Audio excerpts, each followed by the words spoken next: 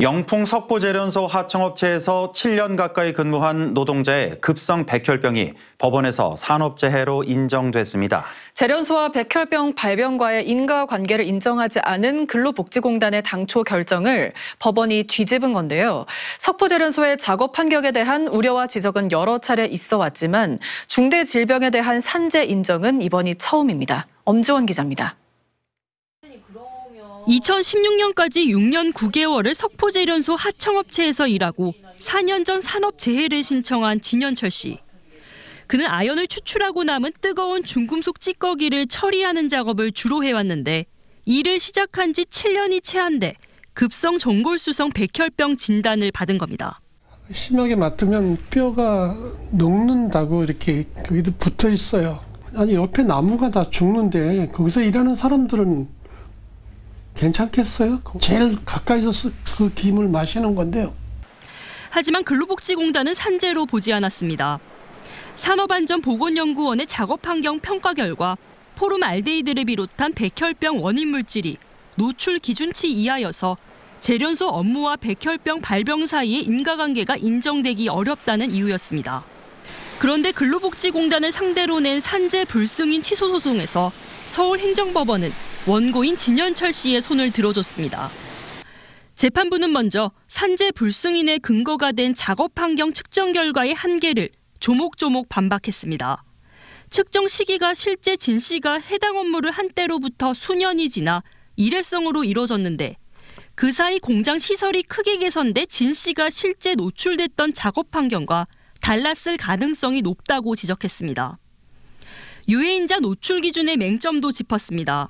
노출 기준은 특정 유해인자가 단독으로 존재하는 경우를 전제로 설정했지만 재련소처럼 여러 유해인자에 복합적으로 노출되거나 장시간 노출될 경우 유해성이 더 높아질 가능성이 있다고 법원은 봤습니다.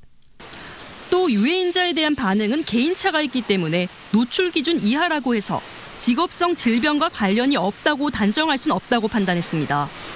그러면서 법원은 진 씨가 근무 중이었던 2014년 당시 석포재련소에 대한 고용노동부의 특별 감독 결과에 주목했습니다. 당시 하청업체에서 1급 발암물질인 카드뮴이 노출 기준을 최고 252%, 황산은 146.5% 초과했고 배기장치도 제대로 작동하지 않아 근로감독 도중에 즉시 작업 중지 명령이 내려질 정도였습니다. 재판부는 경험치과 사회 통념에 따른 법적, 규범적 관점에서 진 씨의 산재가 인정된다고 판결했습니다. 업무와 질병의 상당 인과관계가 산재보상보험법상 그 업무상 질병의 인정 요건인데 그 상당 인과관계를 의학적 관련성으로 좁혀서 볼 것이냐, 그렇지 않다라는 게 대법원 판례의 오랜 판단 취지였거든요. 이번 판례도 그러한 취지에 맞게 판단을 한 걸로 보입니다. 이곳 영풍 석포재련소 노동자들이 발암물질에 노출되고 있다는 지적이 지속적으로 제기돼 왔지만 산업재해가 인정된 건 이번이 처음입니다.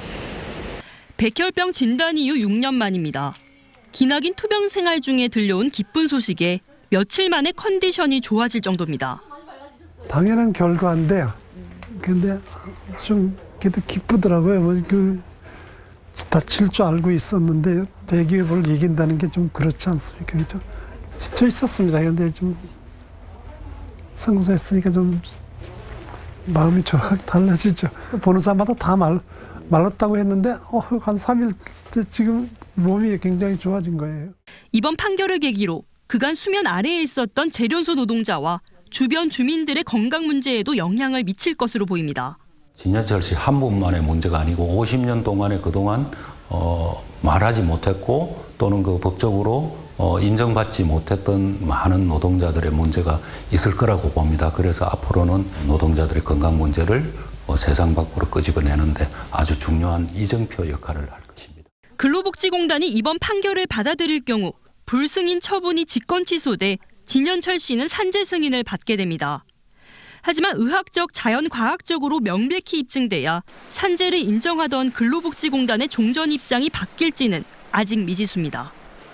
한편 영풍그룹은 이번 판결과 관련해 아직 파악된 바가 없어 공식 입장은 없다고 밝혔습니다.